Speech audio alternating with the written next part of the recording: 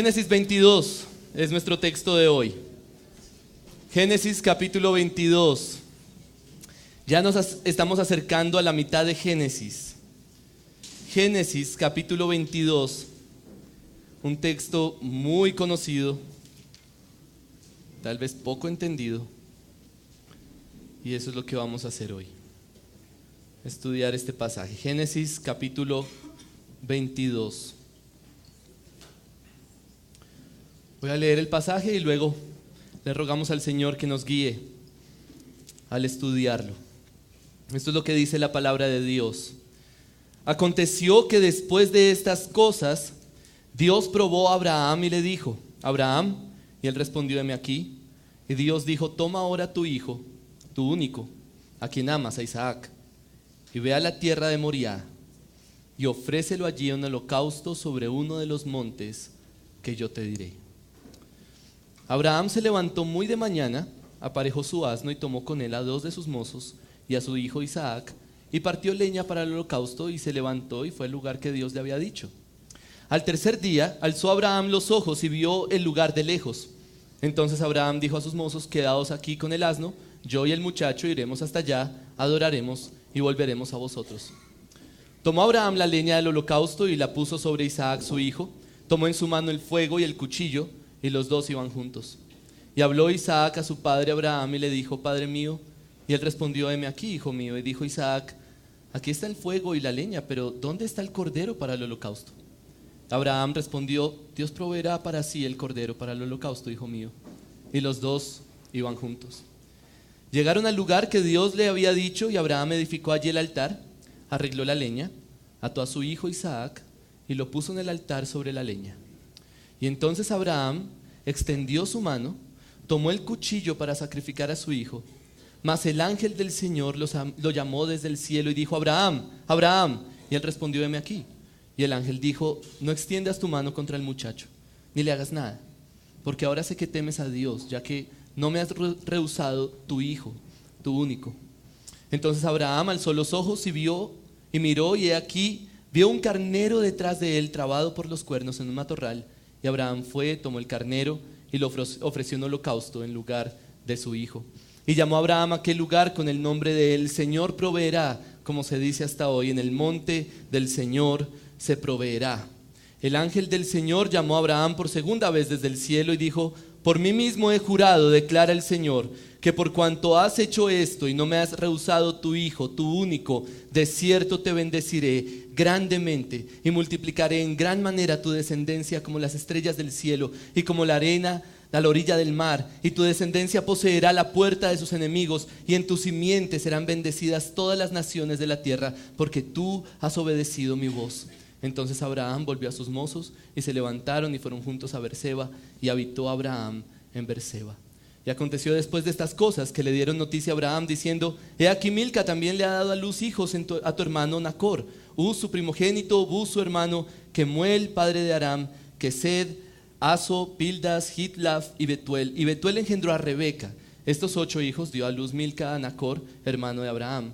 También su concubina de nombre Reuma dio a luz a Teba, a Gaama, a Taas y a Maaca. Vamos a orar.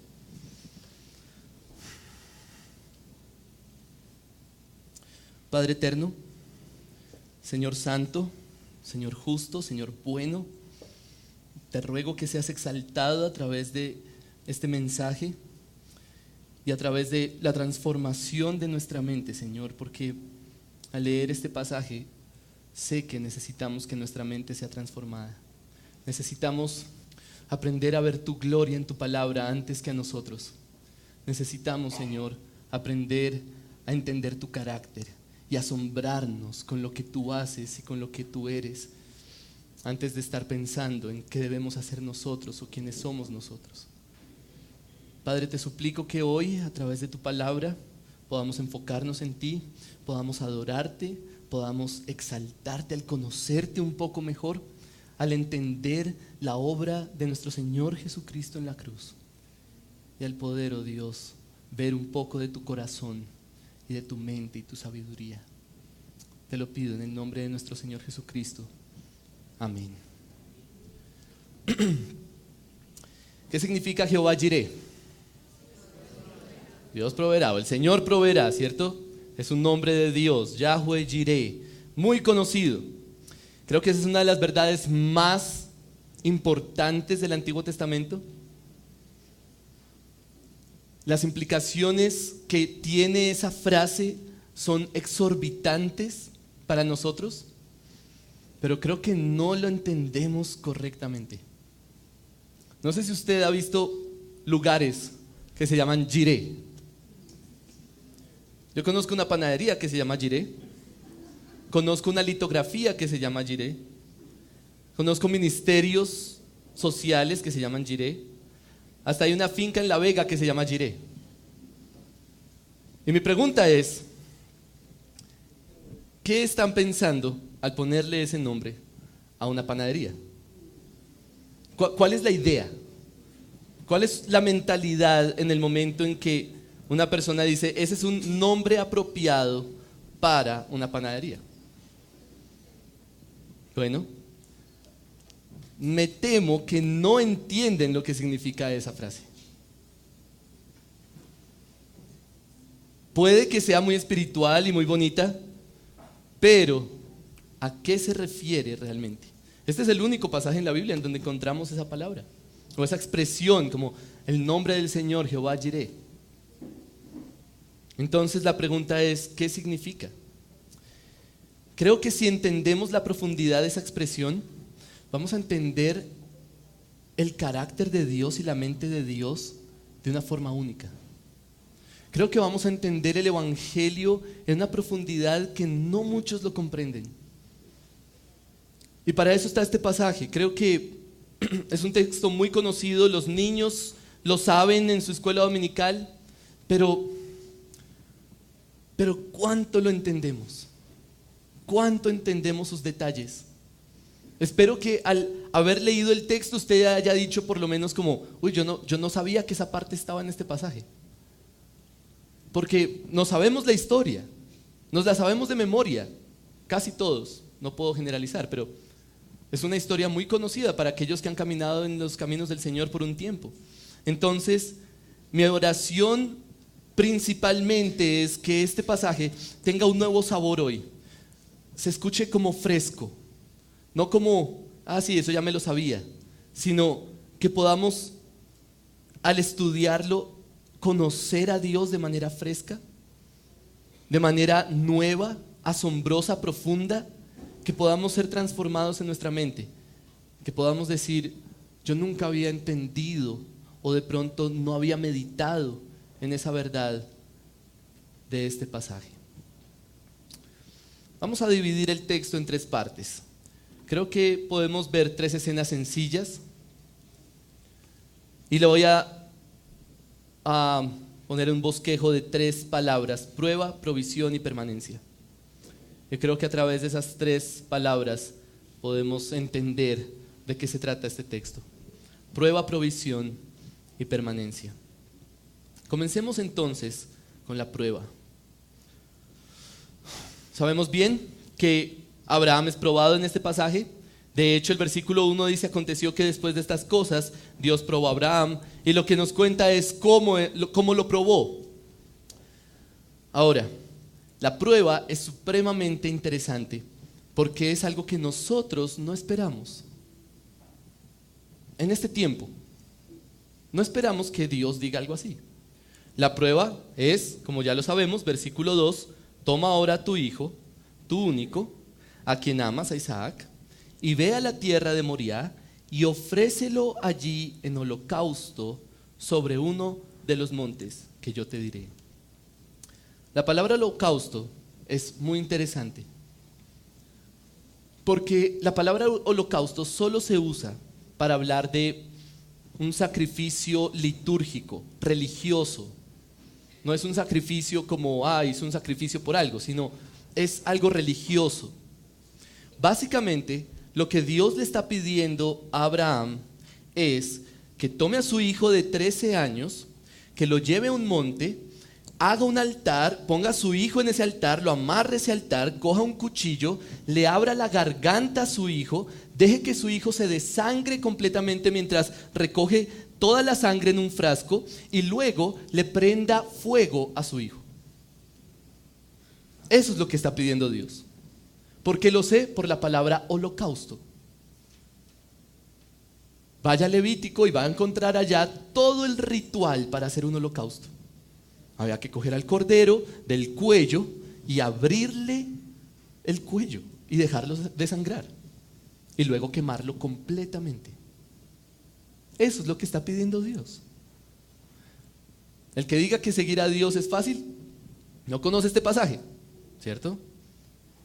Entonces, nuestra mentalidad moderna o posmoderna, de hecho, se pregunta, ¿cómo así que Dios pide algo así? ¿Cómo puede ser que Dios, un Dios bueno, pida algo como eso? Y ahí es donde necesitamos, sumamente importante, tener en cuenta la cultura y el contexto de ese tiempo. Para Abraham no es algo extraño que Dios pida eso. Abraham vive en un tiempo politeísta.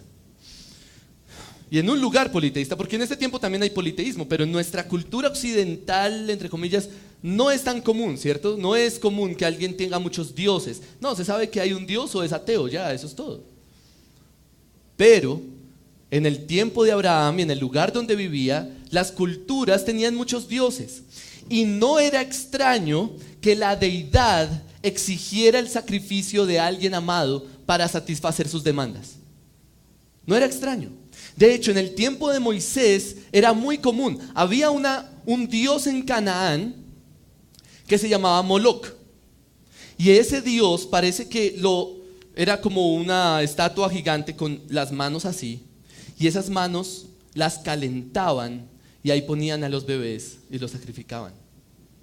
Y eso era normal en ese tiempo. Que la deidad exigiera el sacrificio del hijo era normal. De manera que aquí no está sucediendo algo extraño. Abraham no está en crisis preguntando ¿por qué Dios? Si Dios es bueno, ¿por qué hace esto? No hay tiempo de cuestionar a Dios. Dios está exigiendo un sacrificio y hay que hacerlo. La pregunta aquí en realidad no es ¿por qué Dios pide eso? La pregunta real es ¿qué va a pasar con el pacto?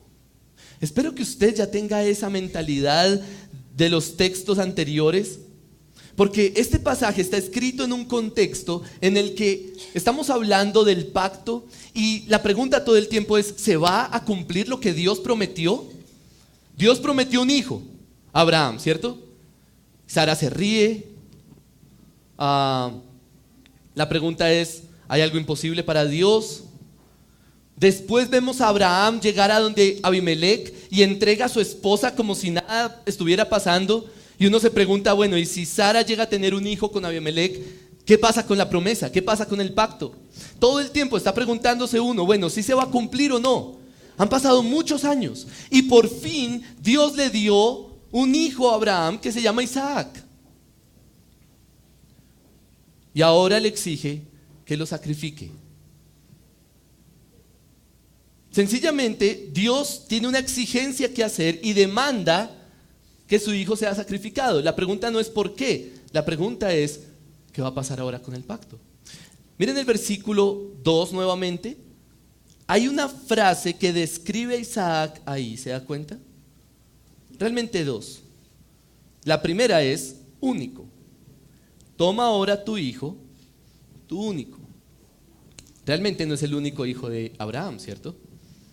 Está también Ismael. Entonces la pregunta es ¿por qué lo llama único? Y no es porque Abraham necesariamente ame más a Isaac que a Ismael, sino porque en cierta forma Isaac es único. Es el único hijo de Abraham y Sara. Es el único hijo de la promesa. Es el único hijo que va a heredar el pacto. Y eso lo vimos en el capítulo 21. De manera que Isaac es único y cuando hace esa aclaración, creo que Moisés está pensando principalmente en el pacto que Dios hizo con Abraham, más que en cualquier otra cosa. Porque normalmente aquí pensamos como, pobrecito Isaac, y nos ponemos en los zapatos de Abraham, de Isaac, y pensamos que el texto es acerca de eso, de Isaac, y que Isaac no muera. Pero realmente la pregunta aquí es, ¿se va a cumplir el pacto o no? Porque hay un dilema muy grande y necesitamos entender ese dilema. Dios, en su calidad de deidad de Abraham, quiere ser saciado. Eso es normal, completamente normal. Esa es la mentalidad de dioses de ese tiempo. Dios, en la calidad de deidad, quiere ser saciado y tiene todo el derecho para exigirlo. Pero Él prometió que a través de Isaac, Abraham iba a tener muchos descendientes. Entonces tenemos un dilema.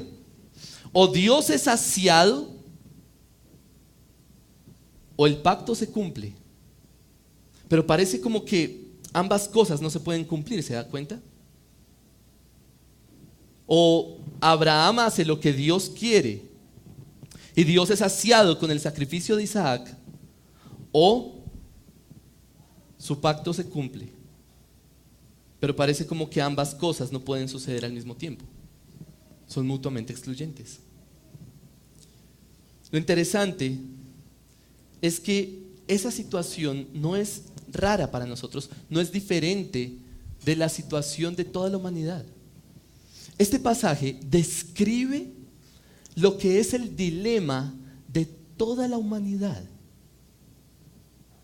El dilema más grande que ha existido es: Dios quiere salvar a su pueblo,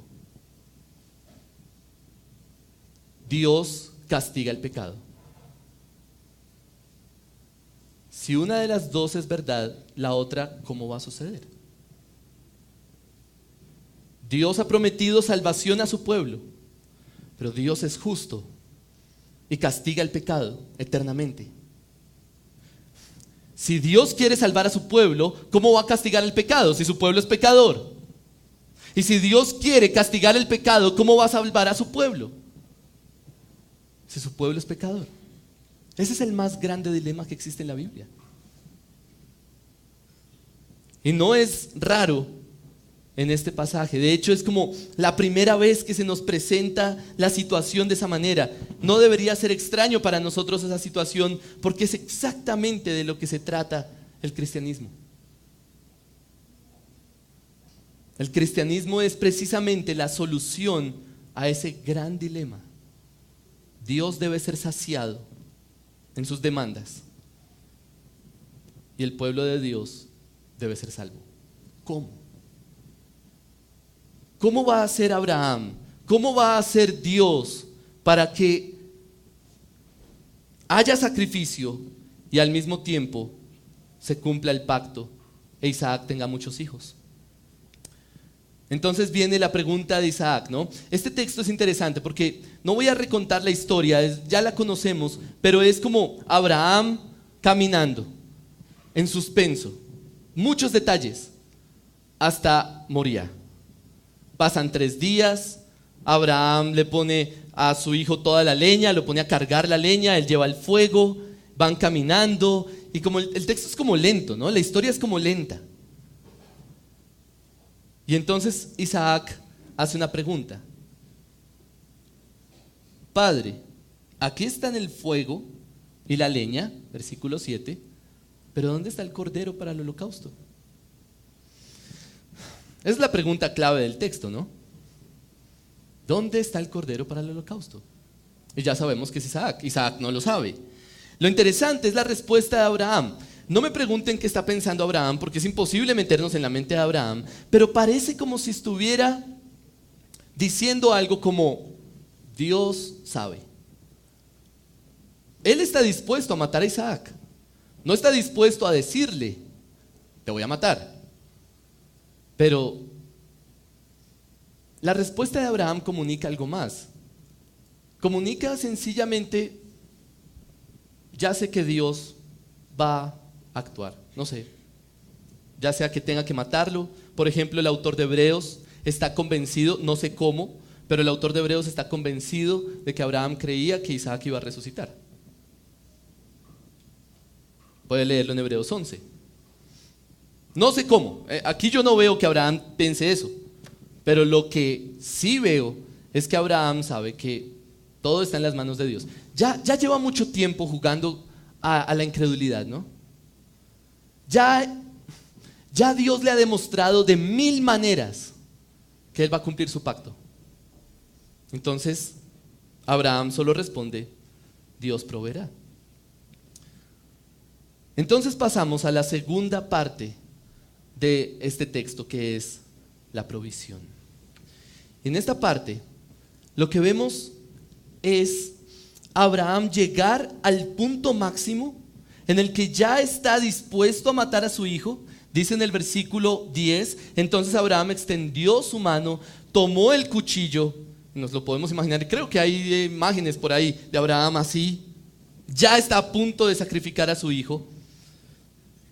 Y entonces Dios habla.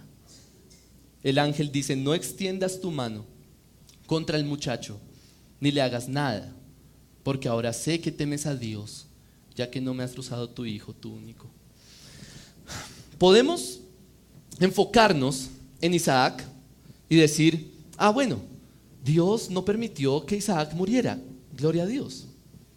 Pero creo que hay algo más allá que eso. Este pasaje, es decir, el protagonista de esta historia no es Isaac. Entonces, no creo que debamos enfocarnos en Isaac o en la obediencia de Isaac o en que Isaac sobrevivió. Creo que más bien está la realidad de que Dios debe ser saciado. Dios le dice a Abraham, ya no tienes que sacrificar a Isaac. ¿Pero por qué? Bueno, porque Abraham obedeció, ¿cierto? Versículo 12. No extiendas tu mano contra el muchacho ni le hagas nada, porque, ahí está la razón de por qué ya no tiene que matar a Isaac. Porque ahora sé que temes a Dios y no me has rozado a tu hijo. De manera que Abraham temió a Dios y está dispuesto a entregarle todo. Podemos pensar que el punto es la obediencia, pero la pregunta es, ¿la obediencia es suficiente para saciar a Dios? ¿La obediencia es suficiente para saciar a Dios? Ya no hay que matar a Isaac. Abraham obedeció y como Dios se dio cuenta que iba a obedecer, entonces ya no tiene que matar a Isaac. Bien. La pregunta es si la obediencia de Abraham es suficiente para satisfacer a Dios. Si solo con la obediencia de Abraham Dios está satisfecho. ¿Cuál es la respuesta? No. ¿Por qué no? Bueno, por los siguientes 2 versículos. Abraham alza los ojos y ve que hay un carnero. Entonces, él interpreta eso como que Dios proveyó. La obediencia de Abraham no fue suficiente porque igual debía haber un sacrificio, ¿se da cuenta? O sea, el asunto aquí no es como, bueno, tú ya me obedeciste, así que olvidémonos del sacrificio, no te preocupes, ya no es necesario el sacrificio. Ese no es el punto. El punto es, sí me obedeciste, pero igual es necesario un sacrificio. Dios debe ser saciado, aún Dios debe ser apaciguado en sus demandas. Lo interesante es que ya no es Isaac, es a través más bien de un sustituto. Dios provee algo que tome el lugar de Isaac. El asunto acá es que Dios provee el sacrificio para que se cumpla el pacto. El dilema es, o sacrifico a Isaac y complazco a Dios, o se cumple el pacto, pero no pueden ser las dos cosas al mismo tiempo. Y la respuesta de Dios es, bueno, yo proveo el sacrificio para que se cumpla el pacto.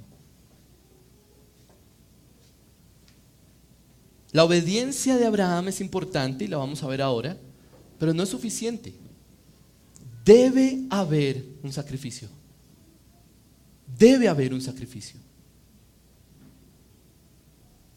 No interpreten este pasaje sencillamente como que Dios dice, no mates a Isaac, ya no es necesario. El asunto aquí no es que Isaac no murió, el asunto es que Dios proveyó el sacrificio.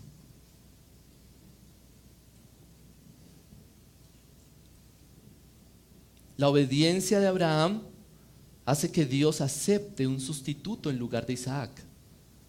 No hace que el sacrificio no sea necesario. Ahí tenemos la respuesta del dilema. Pero quiero que noten el gran Dios que tenemos. De alguna forma este pasaje implícitamente está comparando al Dios de Abraham con todos los demás dioses de esas culturas y esa tierra. Aquí hay una comparación entre Dios, el Dios de Abraham, y los demás dioses. ¿Cuál es la diferencia entre el Dios de Abraham y los demás dioses? La diferencia no es que el Dios de Abraham no exige sacrificio, porque sí lo exige y debe haber sacrificio. La diferencia es que Él provee el sacrificio, no Abraham. Todos los demás dioses exigen sacrificio y usted tiene que ofrecer el sacrificio. Y usted es el gran héroe porque usted está dispuesto a entregar a su hijo a ese Dios. Y no piense en Moloch, piense en otras cosas que pueden ser dioses. Pero la gran diferencia entre el Dios de Abraham y cualquier otro Dios en esta tierra es que Él ofrece el sacrificio para saciar sus demandas y de esa manera cumplir el pacto. Esa es exactamente la forma en la que Dios mismo resuelve el gran dilema de la humanidad. No hay tal vez, o este es uno de los pocos pasajes que recrean de manera tan clara el Evangelio, ¿se da cuenta? Es casi un protoevangelio, un previo evangelio. Dios promete salvar a su pueblo, pero también promete castigar el pecado. ¿Cómo va a solucionarlo? ¿Cómo va a hacer las dos cosas? Y no es que Dios diga, no importa el pecado. Si usted peca, no importa, igual lo amo. Esa no es la solución de Dios, aunque muchos estén predicando eso hoy. La solución de Dios es, yo voy a proveer el sacrificio. Y así puedo salvar a mi pueblo y puedo ser justo. Romanos capítulo 3. Es un texto que define lo que está pasando acá. A Cristo Dios exhibió públicamente como propiciación por su sangre a través de la fe, como demostración de su justicia. Porque en su tolerancia Dios pasó por alto los pecados cometidos anteriormente para demostrar en este tiempo su justicia, a fin de que Él sea justo y sea el que justifica al que tiene fe en Jesús. ¿Cómo hace Dios para ser justo y para justificar al mismo tiempo? No se puede. La única forma es que Él provea el sacrificio. ¿Se da cuenta qué significa que la Biblia diga Jehová proveerá?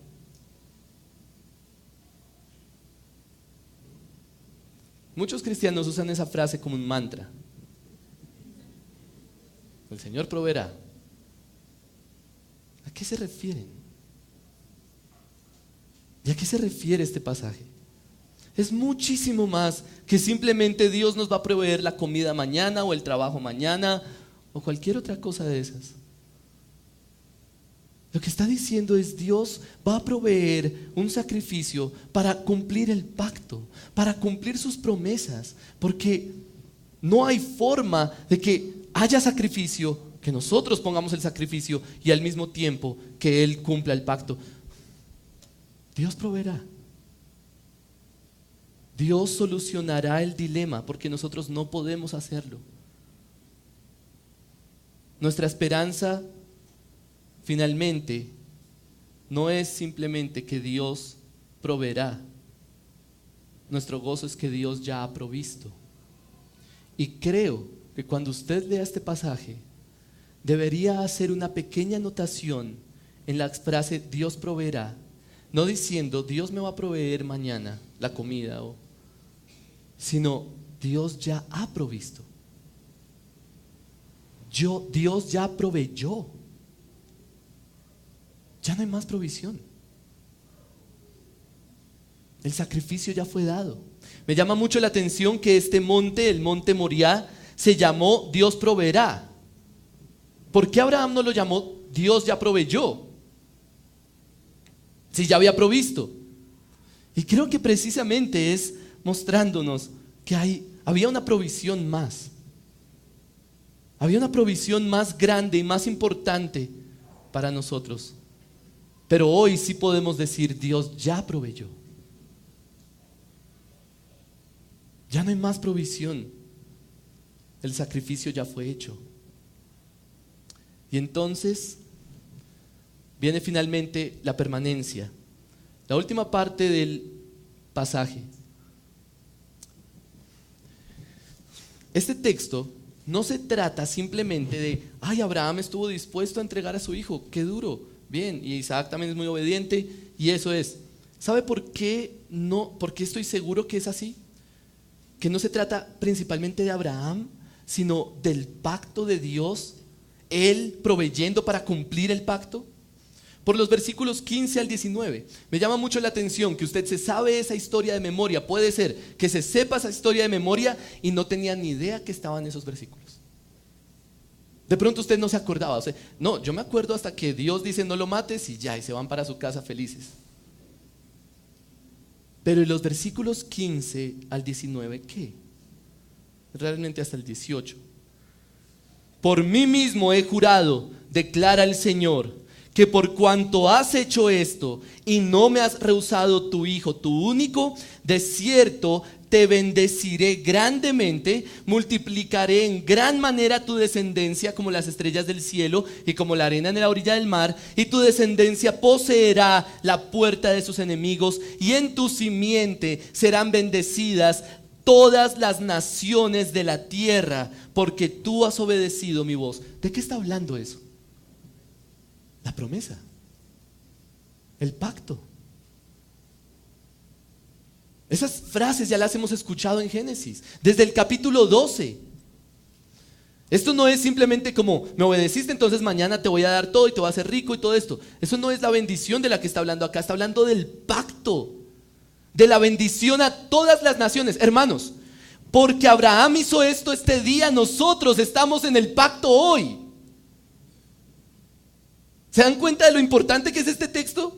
No es simplemente como, tan bonito Abraham, yo tengo que ser igual. Es que si Abraham no hace eso este día, nosotros no estaríamos en el pacto hoy. Porque ese día Dios confirmó el pacto. Por tu simiente serán benditas todas las familias de la tierra. La permanencia del pacto, de eso se trata esto. ¿Por qué es tan preocupante que Isaac muera? No es porque Isaac sea muy importante en sí mismo, sino por el pacto. Porque él es el único que puede llevar a cabo el pacto. ¿Por qué es tan asombrosa la provisión? No porque Dios simplemente provee a alguien para que Isaac no muera, sino porque Él mismo cumple el pacto. Lo vimos en Génesis 15, Él pasa por entre la mitad de los animales, solo. Y ahora vemos a Dios proveyendo el sacrificio para que se cumpla el pacto. Sin embargo, hay algo más aquí que permite la permanencia del pacto. ¿Se dio cuenta? Pregunta: ¿por qué Dios confirma el pacto aquí? Mire el versículo 16 y mire el versículo 18. Y todo ese texto está encerrado en una razón. ¿Por qué Dios confirma el pacto? Y la respuesta es: porque Abraham obedeció. ¿Se da cuenta? Versículo 16: no me has rehusado a tu hijo, tu único. Versículo 18: porque tú has obedecido mi voz. La razón por la que el pacto permanece es por la obediencia de Abraham. ¿Qué tan importante es la obediencia de Abraham aquí? Creo que enorme, fundamental. La permanencia del pacto no solo depende de la provisión de un sustituto. La permanencia del pacto depende de la obediencia de Abraham como mediador de ese pacto. Aquí estamos viendo un llamado a la obediencia. No es que Dios diga, bueno, yo proveo un sacrificio y ya no importa si me obedecen o no. La obediencia no importa, lo que importa es que yo proveo un sacrificio. No, sí, la provisión es importante, pero la obediencia también. La obediencia también es fundamental. Dios proveyó un sacrificio, pero la obediencia no es inútil en este pasaje, sigue siendo importante. El pacto requiere obediencia. Dios provee el sacrificio, pero sí hay obediencia. No podemos desligar las dos cosas. Eso es irnos a ambos extremos, ¿no? Hay quienes dicen, lo que importa es la obediencia, solo la obediencia. Mentira. Si no es por el sacrificio que Dios provee, no hay nada. Pero otro puede decir, bueno, entonces la obediencia no importa. Mentira. La obediencia sí importa. Sin embargo, no podemos perder de vista que esta escena es una pequeña sombra de algo mucho más grande que habría de venir. No somos nosotros los que cumplen esto. No piense que es como, bueno, yo voy a ser obediente para que Dios me bendiga. Porque así se puede ver en este pasaje. Pero es que esto no es acerca de nosotros. Y una y otra vez tendremos que recordarlo. Esto es acerca de Cristo. Miren lo que dice Pedro en el capítulo 1, versículo 18. ¿No fuisteis redimidos de vuestra vana manera de vivir, heredada de vuestros padres con cosas perecederas como oro o plata? Ese versículo es tan importante para nosotros. Ustedes no fueron redimidos con cosas bobas, tontas, perecederas, inútiles, como oro o plata, que parece más importante para nosotros hoy, sino con sangre preciosa, como de un cordero, sin tacha y sin mancha, la sangre de Cristo, porque Él estaba preparado desde antes de la fundación del mundo, pero se ha manifestado en estos últimos tiempos por amor a vosotros. Lo que quiero que noten ahí es que Cristo es un cordero sin tacha y sin mancha. ¿Usted alguna vez se ha preguntado por qué simplemente Jesús no vino aquí a la tierra de 30 años, se murió y resucitó y ya? Ahí está el evangelio, ¿no? ¿Qué es el evangelio? Que Jesús muere y resucita por el pecado. ¿Por qué no lo hizo 3 días antes? Aparecer 3 días antes, murió, resucitó y lo logró. ¿Por qué nacer? ¿Por qué venir a este mundo y crecer en él? La respuesta es porque Cristo no solamente es un sacrificio por nosotros, sino que además Él obedeció por nosotros. Toda su vida es una vida de sustitución. Toda la vida de Jesús es un sustituto por nosotros. Usted nunca va a poder cumplir las demandas de Dios para cumplir el pacto. Nunca. Pero Cristo fue obediente por nosotros. Fue justo por nosotros. Y siendo perfectamente obediente, se subió a la cruz. Cristo es como la mezcla y el balance de todo lo que se necesita. Miren cómo Abraham es imperfecto aquí. Abraham no es perfectamente obediente, ya lo hemos visto. Pero además Abraham no es el sacrificio. Tiene que esperar que haya otro que se suba al altar por su hijo. En cambio Cristo es perfectamente obediente y Él mismo es el sacrificio por nosotros, para que el pacto se cumpla, para que usted pueda gozar hoy de todas las bendiciones que hay en Cristo en los lugares celestiales. De manera que el pasaje termina enfocándose en eso, en el cumplimiento del pacto. Así como el versículo 15 al 19, de pronto usted no sabía o no se acordaba que eso estaba en esta historia tan conocida. Estoy absolutamente seguro que del 20 al 24 usted sí, mejor dicho, es que no tenía ni idea que estaba ese pasaje en esta historia. ¿Por qué Moisés termina haciéndonos una genealogía que parece que no tiene que ver con nada en el texto? ¿Ya se dio cuenta cuál es la persona más importante en esa genealogía? Rebeca. ¿Por qué es importante Rebeca? Porque es la nueva generación del pacto. Es la siguiente generación que va a recibir la promesa de Dios. Y es importante porque si no es por este día en el que Dios provee un sacrificio para cumplir el pacto, ¿para qué hablar de Rebeca? Ya Rebeca no importa, ya no habría más generaciones. Se acabó, ya el pacto no tiene sentido. Pero ese día, o en ese momento, Moisés dice, miren, aquí aparece Rebeca y ahora Isaac. ¿Por qué? Porque Dios proveyó para que el pacto continúe. Por eso es que nosotros no miramos hacia adelante diciendo Dios proveerá. Nosotros miramos hacia atrás diciendo Dios ya proveyó.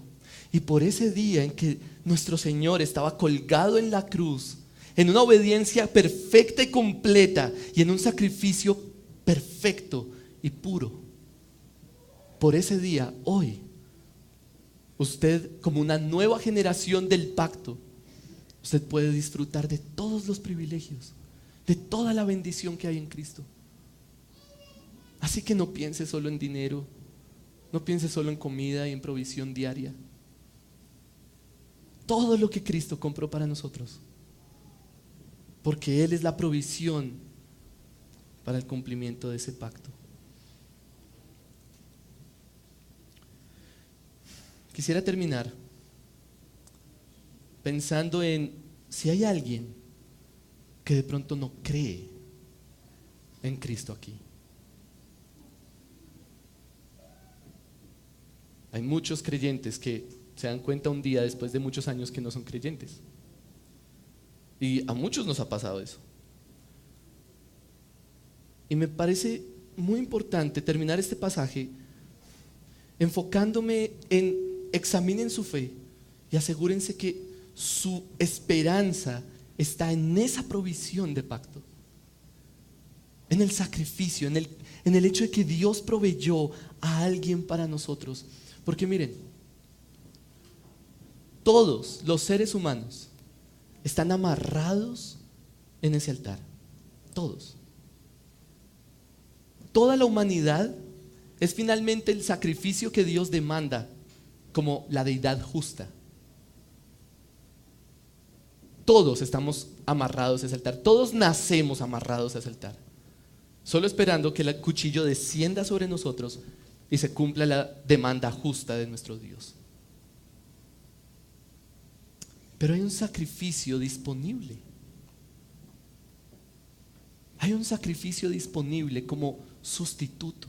Hay alguien que puede tomar su lugar ahí. Y es Cristo. La fe no es creer que Dios me va a dar muchas cosas. La fe es creer en ese sustituto, aferrarnos a ese sustituto y estar seguros en Él. Estar seguros de que Dios en Cristo ya pagó por mí. Él tomó mi lugar. Esa es la seguridad de salvación, ¿se da cuenta? La seguridad de salvación no es que usted ha cambiado, que usted ha hecho muchas buenas obras o que lee la Biblia todos los días. La seguridad de la salvación es que Él murió en mi lugar ese día. Hay una pregunta que constantemente le hago a creyentes con los que me reúno y es: ¿cómo es que la obra de Cristo hace 2000 años me salva hoy? ¿Qué tiene que ver una cosa con la otra? Jesús murió y resucitó, amén, bien por Él, pero ¿eso por qué me salva a mí? Y la respuesta es porque Él estaba tomando mi lugar ese día. Él estaba muriendo por mí. Entonces, si usted no cree en Cristo, o si usted está dudando de su fe y dice, bueno, no, yo he cambiado, por eso soy salvo, le pido que deje de confiar en cualquier otra cosa, deposite sus ojos en Cristo. como su sustituto, como el que tomó su lugar. Y por eso estar seguro de ser salvo y gozar de todas las bendiciones del pacto de Dios. Vamos a orar.